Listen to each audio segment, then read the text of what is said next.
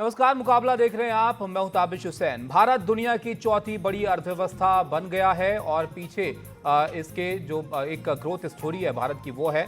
और मुकाबला में आज हम इसी मुद्दे पर बात करेंगे कि भारत ने आर्थिक जगत में एक और जो ऐतिहासिक की छलांग लगाई है। सिर्फ 10 साल में भारतीय अर्थव्यवस्था दुगनी होकर $4 ट्रिलियन की हो गई है और अब दुनिया की चौथी सबसे बड़ी अर्थव्यवस्था बन चुकी है। जापान को पीछे छोड़ने के बाद अब भारत अगले 30 महीनों में जर्मनी को पछाड़कर तीसरे नंबर पर पहुंचने के लिए तैयार है। नीति आयोग की 10वीं गवर्निंग काउंसिल की मीटिंग में नीति आयोग के सीईओ BVR सुब्रमण्यम ने यहां पर कहा कि भारत $4 ट्रिलियन की अर्थव्यवस्था बन चुका है। अब दुनिया भारतीय अर्थव्यवस्था की ताकत भी देख रही है। हालांकि इन आंकड़ों पर विपक्ष ने अपने आंकड़े पेश किए हैं और इस पूरे मुद्दे पर आज हम चर्चा करेंगे, लेकिन उससे पहले आपको ये रिपोर्ट हम दिखाते हैं।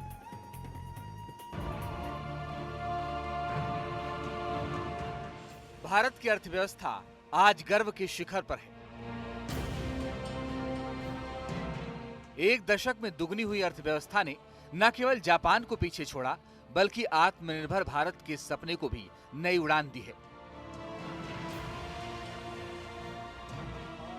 नीति आयोग के सीईओ BVR सुब्रमण्यम ने हाल ही में 10वीं गवर्निंग काउंसिल मीटिंग में इसकी घोषणा की। We are the fourth largest economy as I speak.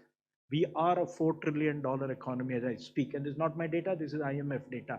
India today is larger than Japan. It's only the United States, China, and Germany which are larger. And if we stick to what is being planned, what is being thought through, it's a matter of another 2.5 to 3 years, we would become the third largest economy. Bharat $4 trillion की अर्थव्यवस्था बन चुका है और भारत ने Japan को पीछे छोड़ दिया है। इकोनॉमी के मामले में भारत से अब आगे सिर्फ अमेरिका, चीन और जर्मनी हैं।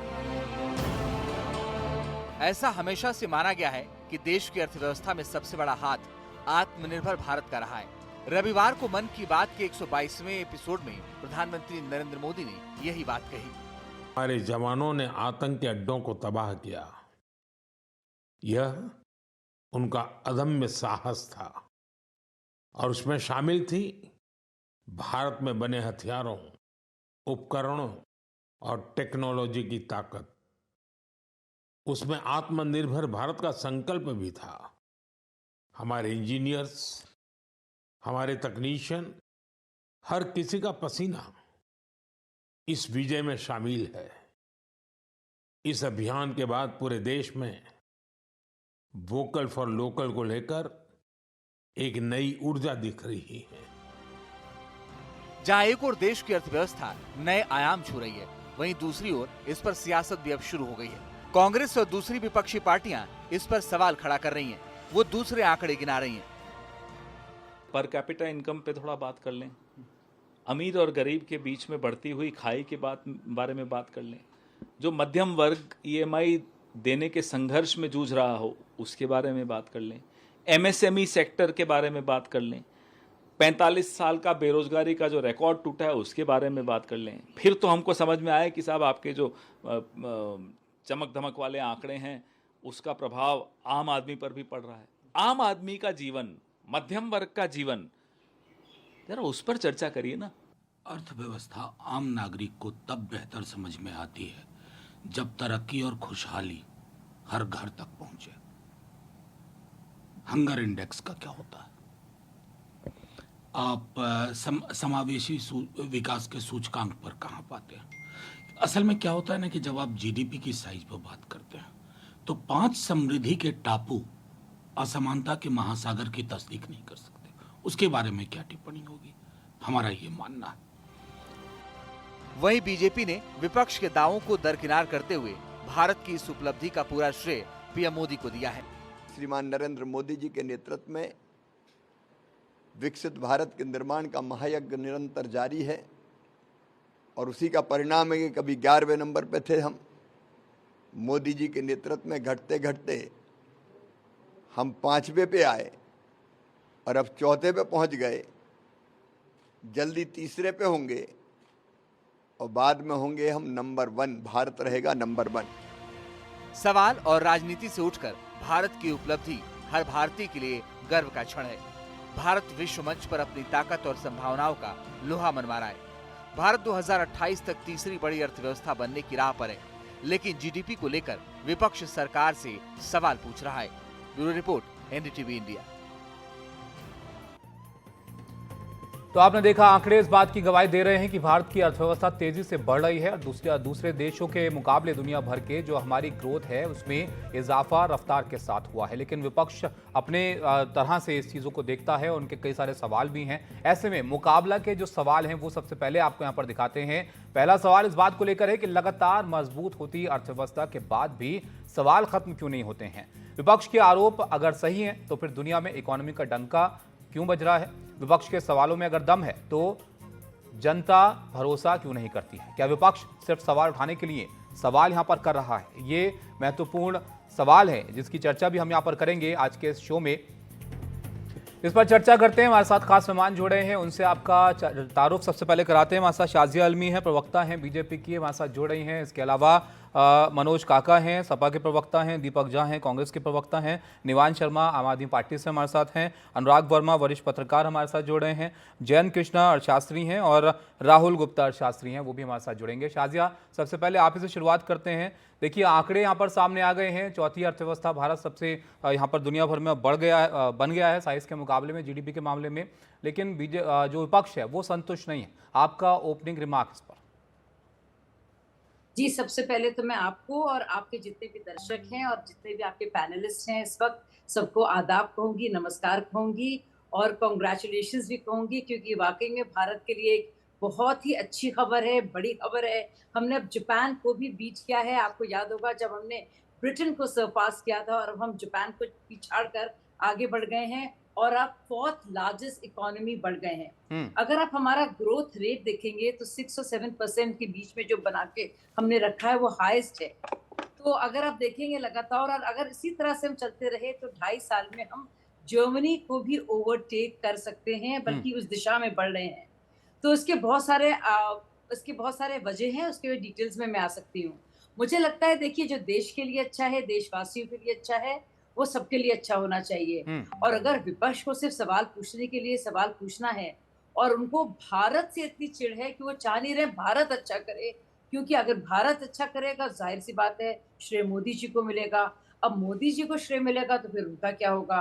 तो ये छोटी तंग सोच मुझे लगता नहीं है इस वक्त उसके कोई मायने हैं या मकसद है। तो मुझे लगता नहीं है इस तरह की सोच को कुछ डिग्निफाई भी करना चाहिए, ध्यान भी देना चाहिए। ये वक्त है अपने संकल्प और मजबूत करने का, आगे बढ़ने का, विकसित भारत बनने का। आपको लगता है विपक्ष की जो सोच है, जो सवाल है, उस पर ध्यान नहीं देना चाहिए, ग्रोथ पर यहाँ पर ध्यान देना चाहिए? मनोज काका, आपको यहाँ पर मैं लाता हूँ। चौथी बड़ी अर्थव्यवस्था भारत यहाँ पर बन गया, तो आप खुश हैं इस बात से? देखिए, कौन अपने मुल्क की खुशहाली और समृद्धि पर 140 करोड़ जनमानस के हम लोग हैं, कौन नहीं खुश होगा। लेकिन ये जो बात है हमारी तरफ गांव देहात में, मैं गांव से ही संवाद कर रहा हूँ आप, हमारी तरफ एक कहावत है कि लेखा जोखा था है लड़का डूब गए कहाँ। जब इस समय हमारी ये रिपोर्ट है, सिर्फ चंद लोगों के समृद्धि को ही भारत के 140 करोड़ लोगों के समृद्धि का पैमाना नहीं कहा जा सकता। आज फेम की रिपोर्ट क्या आई है कि दुनिया के सबसे भूखमरी, अगर ग्लोबल हंगर इंडेक्स की रिपोर्ट क्या है, उसमें हमारी हालात बांग्लादेश और नेपाल से भी बदतर है। आपने भी देखा होगा आज हमारी बेरोजगारी के दर क्या है। आज अर्थव्यवस्था की कम से कम बात हो रही है, हम लोगों को तो इसकी खुशी है। आज पूरी भारतीय अर्थव्यवस्था ध्वस्त है। आज जो ग्रामीण कुटीर उद्योग हैं, जो लोहिया का और पूज्य गांधी का जो ग्राम स्वराज था, वो पूरा ध्वस्त है। पूरा भारत के किसानों को कहीं कोई एमएसपी नहीं मिल रही है। आज उत्तर प्रदेश के अगर संदर्भ में मैं आपसे बात करूं तो 2018 के बाद उत्तर प्रदेश में ना टीचर की भर्ती आई, ना पुलिस की कोई भर्ती आई, न उत्तर प्रदेश अधीनस्थ कर्मचारी चयन आयोग से कोई भर्ती की गई। उत्तर प्रदेश में ही नीति आयोग के जिस तरह रिपोर्ट पर हम आप संवाद कर रहे हैं, उत्तर प्रदेश के इस संदर्भ में नीति आयोग का एक ये रिपोर्ट है कि उत्तर प्रदेश के प्राथमिक विद्यालयों में 4 लाख शिक्षकों की जरूरत है। उत्तर प्रदेश के, मैं आपको, चूंकि ग्रामीण लोग हैं हम लोग, एक बात बता रहा हूं। उत्तर प्रदेश के एक क्षेत्र में मैं अपने जनपद में घूम रहा था, एक जगह पे बहुत जाम लगा हुआ था। मैंने सोचा कि नजदीक में ही पुलिस स्टेशन है, वहां जाकर के पुलिस चौकी है, इन्फॉर्म करे। वहां मैं गया तो देखा क्या कि एक पुलिसकर्मी खड़ा हुआ है और वो भी यूनिफॉर्म में नहीं। मैंने जब सवाल किया कि आपको यहाँ रहना चाहिए, उसका बहुत साधारण जवाब था कि भैया यहाँ तो कोई है ही नहीं, मैं अकेले हूं, तो ये बताइए कि चौकी देखूं कि सड़क देखूं कि व्यवस्था देखूं। तो नहीं, लेकिन मनोज जी आप समस्याएं देखिए, समस्याएं गिनाने के लिए तो हर क्षेत्र में आप उनको निकाल सकते हैं, लेकिन बात यहां पर हम जीडीपी की कर रहे हैं और इसको ये कोई ऐसा नहीं है कि सरकार के कोई आंकड़े यहां पर हैं, आईएमएफ इसको देख रहा है और उनकी तरफ से अगर सराहना देश की इकोनॉमी की यहां पर की जा रही है तो इसको तो यहां पर समझना चाहिए ना कि पूरी दुनिया इस बात की सराहना कर रही है कि देश ग्रो कर रहा है। जिस वैश्विक संस्था की आप बात कर रहे हैं, जिस वैश्विक वित्तीय संस्था के, इंटरनेशनल मॉनेटरी फंड की आप बात कर रहे हैं, वर्ल्ड बैंक की, उसी की रिपोर्ट अभी चंद महीने पहले हमको आपको पढ़नी चाहिए। उसने ये भी कहा है ताविश जी कि हम अपने अर्थव्यवस्था से लगभग उसके 80%, 75 से 80% पर हम कर्जे पर हैं। आज भारत के 140 करोड़ जनमानस के लोगों के कंधों पर कर्ज क्या है, उस पर नीति आयोग रिपोर्ट देगा। जो देश पहले 55 लाख करोड़ रुपए के कर्ज पर खड़ा था, आज वो मुल्क लगभग 260 लाख करोड़ रुपए हमारे पर, आप पे कर्जा है।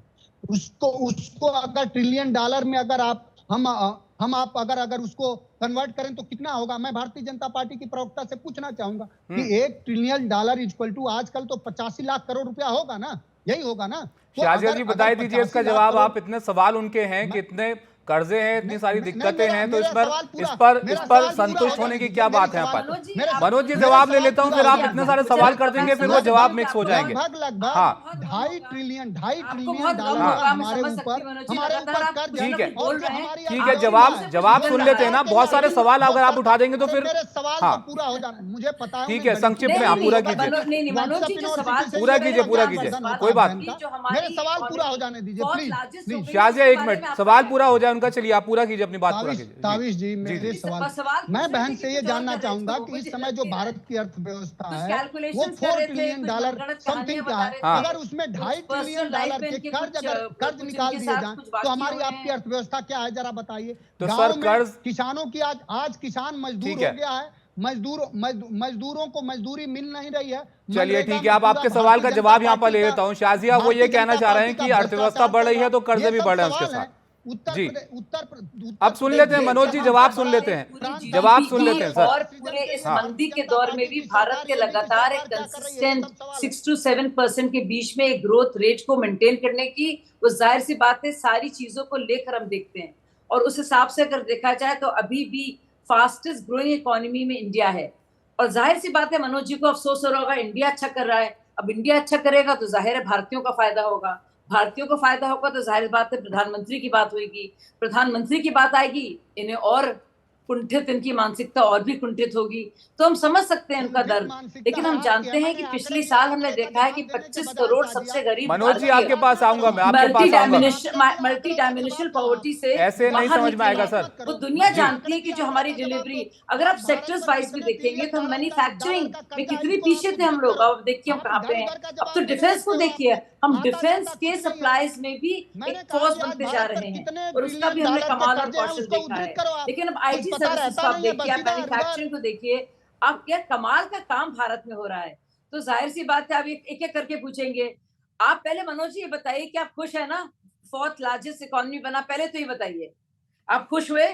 हमारा जो देश है इतनी बड़ी इकोनॉमी बना, फ्रेजाइल 5 पे था, आपको याद है? आपके जब पार्टनर थे, आपके जो घटक साथ में थे आपके, फ्रेजाइल 5 से निकलकर टॉप 5 और अब टॉप 4 में आ गया मनोज जी। दुनिया भर की बातें ना कीजिए, छोटी छोटी बातें कर कर आप पेचीदा बना रहे हैं, कुछ नए सवाल पूछ रहे हैं, कुछ भाग रहे हैं।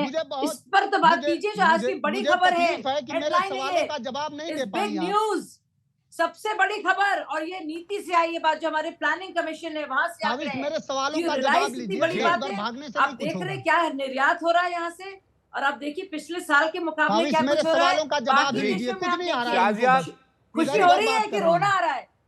भारतीय है आप, खुशी हो रही कि रोना आ रहा है? अरे वो उस पर तू बोल चुके शाजिया, मुद्दा उनके लिए ये नहीं है कि देश ग्रो कर रहा है तो वो सब उसमें खुश हैं, वो इस बात को कह रहे हैं यहाँ पर। लेकिन वो अपने कंसर्न उठा रहे हैं कि वो जमीन पर कई जगहों पर ग्रोथ जो है वो विपक्ष का ये कहना है कि नजर नहीं आ रही है। बहरहाल कांग्रेस को भी यहाँ पर शामिल हम करते हैं, कांग्रेस को भी यहाँ पर शामिल करते हैं। दीपक जी जरा आप आइए यहाँ पर पिक्चर में। उसका आधार क्या है दीपक जी? मैं फिक्र भी करूंगी उनका जवाब देने की। क्या विपक्ष सवाल सिर्फ इसलिए यहाँ पर पूछ रहा है क्योंकि विपक्ष का काम है सवाल पूछना, या आपको लगता है कि देश ग्रो कर रहा है तो उस पर थोड़ी सराहना यहाँ पर करनी चाहिए? इतनी बड़ी हमारी इकोनॉमी फोर्थ लार्जेस्ट शाजिया सुन लेते हैं जी। बारे में कहना है, उसका तो जवाब दे दें। जी हम सेक्टर वाइज बात कर लेंगे।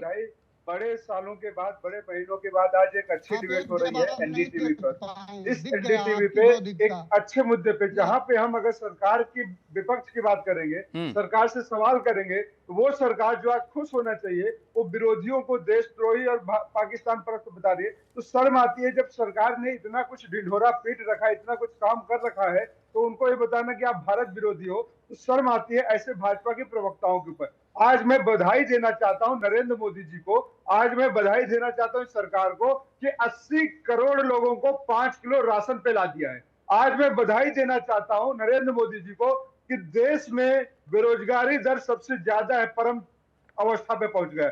आज मैं बधाई देना चाहता हूं कि कब्र खोदने वाले लोग, भाजपा के नेता जो कब्र की बात करते हैं, मस्जिद की बात करते हैं, आज इकोनॉमी पे बात करने आ गए। मैं इनको बधाई देना चाहता हूं ताबिश भाई, एक काबिले तारीफ है कि ये लोग भी बात करना चाहते हैं। नरेंद्र मोदी जी को बधाई देना चाहूंगा जो बादलों में राडार छिपाने की बात करते थे, आज इकोनॉमी पे बात आ गई है। चलिए, अब बात हो रही है इकोनॉमी पर, तो जो आंकड़े इकोनॉमी को लेकर आए हैं उस पर भी जरा प्रतिक्रिया आप दे दीजिए कि उस पर आप क्या कहना चाह रहे हैं यहाँ पर। सुनिए, मैं बधाई तो दे रहा हूं ना। 80 करोड़ लोगों को आपने 5 किलो राशन पे लाके खड़ा कर दिया, तो बधाई देने की बात तो है। बहुत बधाई। मतलब आप इन आंकड़ों से संतुष्ट नहीं है? देखिए, आंकड़ों से संतुष्ट क्या है, तो आंकड़ों की जुमलेबाजी है। नरेंद्र मोदी जी ने कहा था हम तो 15 लाख यूं ही बांट देंगे। अरे सर, आईएमएफ के हवाले से सब चीजें यहाँ पर कही जा रही हैं। आईएमएफ इसको देख रहा है, दुनिया इसको देख रही है, आप सरकार से सवाल इसको लेकर पूछ रहे हैं। ठीक है, अपने सवाल जायज हैं, विपक्ष को सवाल यहाँ पर उठाने चाहिए, वो बात समझ में आती है। लेकिन सवाल यहाँ पर यह है कि अगर दुनिया इस बात का जिक्र यहाँ पर कर रही है कि भारत की इकोनॉमी यहाँ पर ग्रो कर रही है, तो इसकी सराहना आप क्यों नहीं यहाँ पर करते हैं? देश अगर आगे बढ़ रहा है तो उसमें कोई परेशानी किसी को होनी चाहिए क्या? ताबिश भाई, मैं बिल्कुल सरकार के इस कदम की सराहना करता हूं कि हम नंबर 3 पे आ गए, नंबर 4 पे आ गए, नंबर 1 पे हो जाएंगे। लेकिन ये जो नंबर की बात कर रहे हैं, अभी शिवराज सिंह का आपने बयान चला कि हम नंबर 1 पहुंच जाएंगे।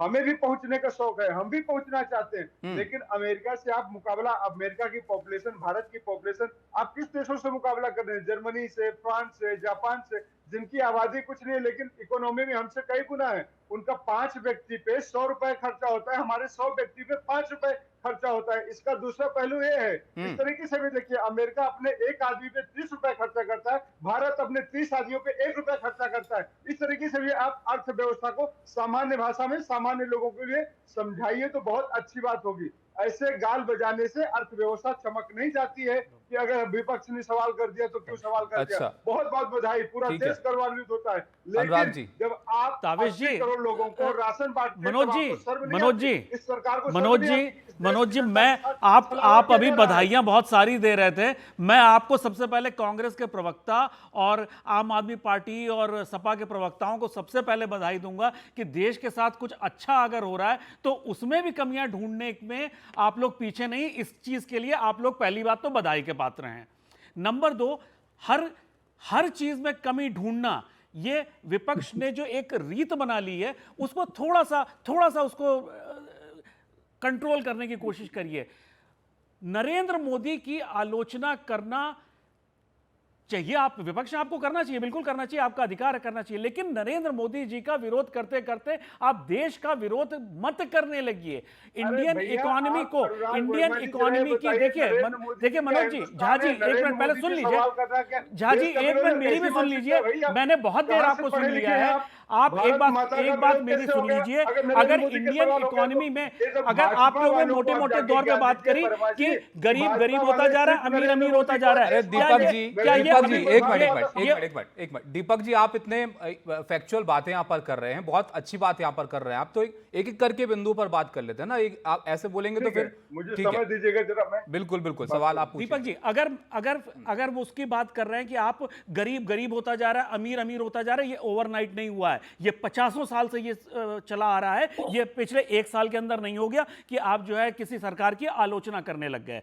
अगर आपने चाइना और अमेरिका से जो कंपैरिजन की बात करी, चाइना की जो इकोनॉमी है वो पूरी पूरी एक्सपोर्ट बेस्ड है, इंडिया की जो इकोनॉमी है वो इंटरनल कंजम्पशन बेस्ड है, हम जो बनाते हैं उसको कंज्यूम करते हैं, हमारी इकोनॉमी उस पर बेस्ड है। हम चाइना की इकोनॉमी से अपने आप को कंपेयर नहीं कर सकते। हम एक लोकतांत्रिक देश है, हमारे जो आंकड़े हैं उस पर कोई उंगली नहीं उठा सकता है। वो एक डिक्टेटर, एक ऐसा देश है जहां पे जो आंकड़े अगर सरकार ने रिलीज कर दिया उसको कोई क्वेश्चन नहीं कर सकता। तो उनके आंकड़ों पे भी अर्थशास्त्री बहुत ज्यादा यकीन नहीं करते। और बहुत ही एक चीज, बहुत दुर्भाग्य की बात मैं कहने, आपको सोचना पड़ेगा आगे जब भी आप इस विषय पे आलोचना करने चले, इस बात को जरूर सोचिएगा कि 2014 के पहले तक विश्व के, आपके हिसाब से विश्व के सबसे बड़े इकोनॉमिस्ट, हम भी मानते हैं विश्व के सबसे बड़े इकोनॉमिस्ट प्रधानमंत्री थे, और बहुत बड़े आपके जो है एक्सपर्ट जो होते थे वो फाइनेंस मिनिस्टर होते थे।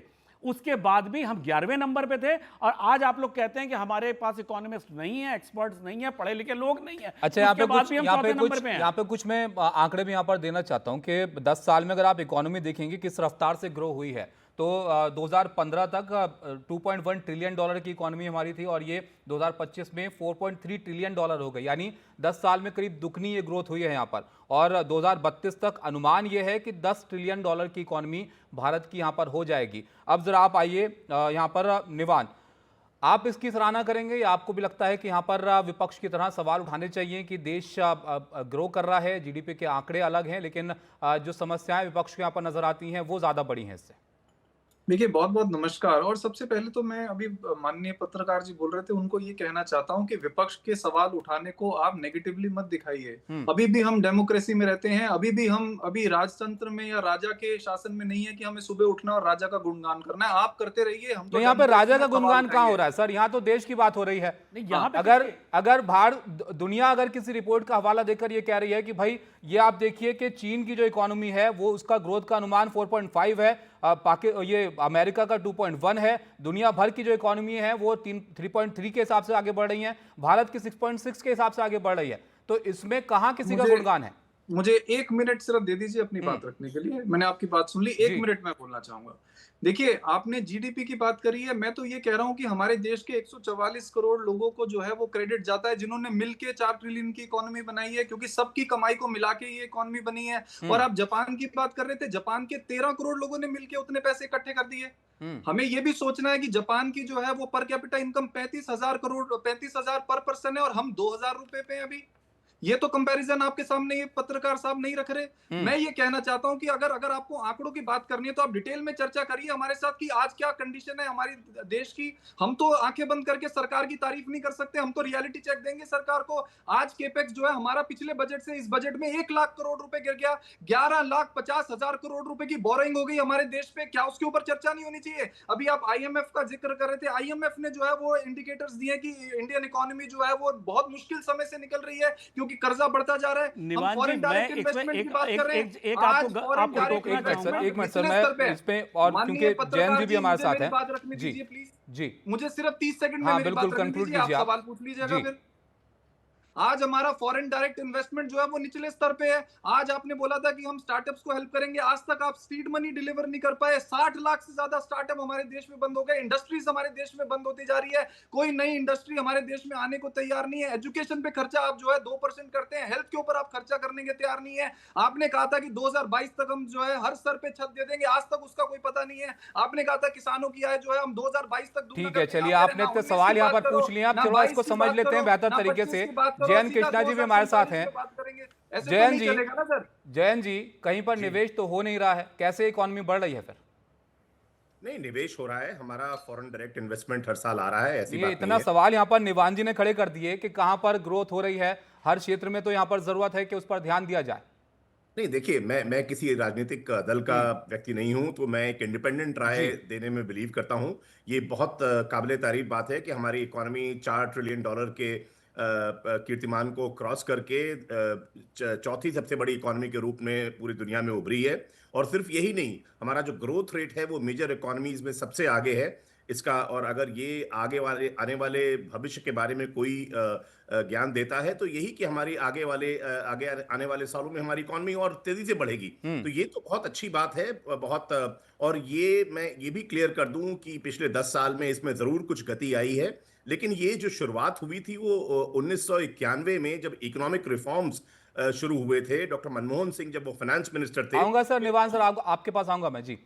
तो उस समय ये गति शुरू हुई जिस समय एक उदारीकरण की नीति अपनाई गई थी। और अगर आप देखिए तो 1991 से पहले के जो हमारी एवरेज ग्रोथ रेट थी वो 2-3% हुआ करती थी, और उसके बाद पिछले 30-35 सालों का जो ग्रोथ रेट है वो करीब 7 से 8% के बीच में ओवर करता है।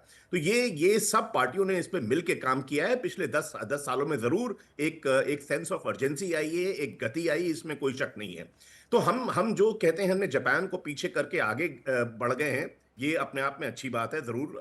लेकिन हम ये भी देख लें कि जो प्रधानमंत्री कई बार ये बात कहते हैं कि हमें एक विकसित राष्ट्र के रूप में उभरना है 2043 तक, जब भारत आजादी के बाद 100 साल पूरे कर चुका होगा। ये अपने आप में एक बहुत अच्छा लक्ष्य है, लेकिन हमें बहुत दूरी दिखाई देती है इस लक्ष्य से अभी, क्योंकि अगर आप जापान को हमने जीडीपी के फॉर्म में तो आउटप्लेस कर दिया है, लेकिन अगर आप उसका ह्यूमन डेवलपमेंट इंडेक्स देखें, जो मानव विकास सूचकांक होता है, उसमें हमारी रैंक 193 देशों में 130 है और जापान की 23 है। 130 कहां और कहां 23।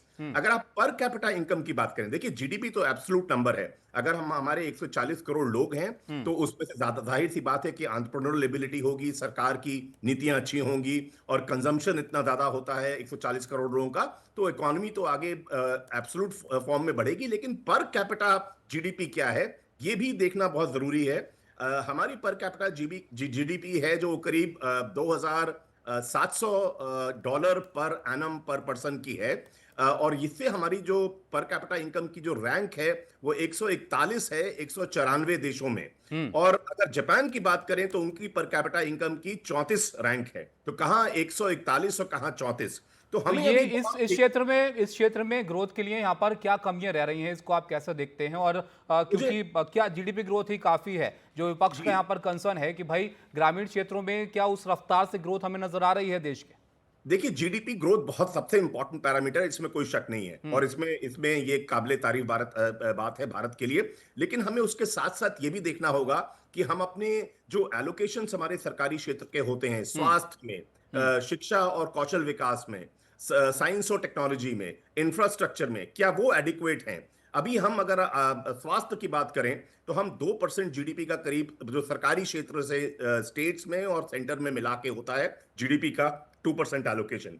ये मुझे लगता है इसमें इसको करीब डबल होने की जरूरत है, ये 4% होने की जरूरत है अगर हमें चाहिए कि हेल्थ फॉर ऑल सब लोगों को भारत में सबको मिले।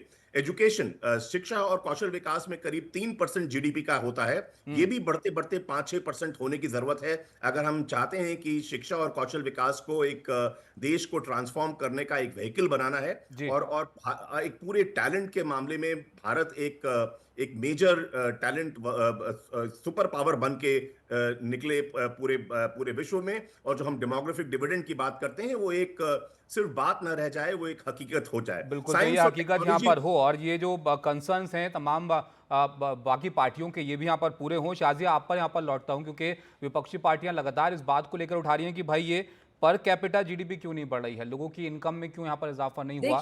जैसे कि यहाँ पर ये सुन रही थी, और अभी एक इकोनॉमिस्ट भी थे, वो बात कर रहे थे, और मैं उनको भी बताना चाहूंगी कि 12 साल पहले, मतलब 11-12 साल पहले से अगर आप देखेंगे, उससे तब भी फ्रेजाइल इकोनॉमी से निकला है भारत। और अगर आप देखेंगे, हमारे ना तो सिर्फ फॉरेक्स रिजर्व्स बोल्स्टर हुए हैं, स्ट्रांग हुए हैं, हमारा डीवैल्यूएशन रुका है, इंफ्रास्ट्रक्चर की आपने बात की थी, आईटी की बात की थी, और अक्रॉस सेक्टर्स की बात की थी, हमारी डिजिटल इकोनॉमी की वजह से हमारा कितना फायदा हुआ है। और इन सबको देखते हुए अगर हम फास्टेस्ट ग्रोथ रेट अपनी मेंटेन कर रहे हैं और ट्रम्प कर रहे हैं जापान को, तो जाहिर सी बात है अपने आप में एक बहुत बड़ी काबिले तारीफ बात है। लेकिन पर कैपिटा के मामले में गैप बहुत बड़ा है शाजिया जी। दीपक जी आइए बीच में, आप बताइए आपका क्या सवाल था जी। अब सुनिए, ये हम लोग नहीं कह रहे हैं, या ना सिर्फ नीति आयोग को भी आप कह सकते हैं, नीति क्यों कह रहा है, IMF, वर्ल्ड बैंक, OECD अगर सब कह रहे हैं और बाकायदा इकोनॉमी सामने, अरे क्यों परेशान हो रहे हैं? आप ही का देश है,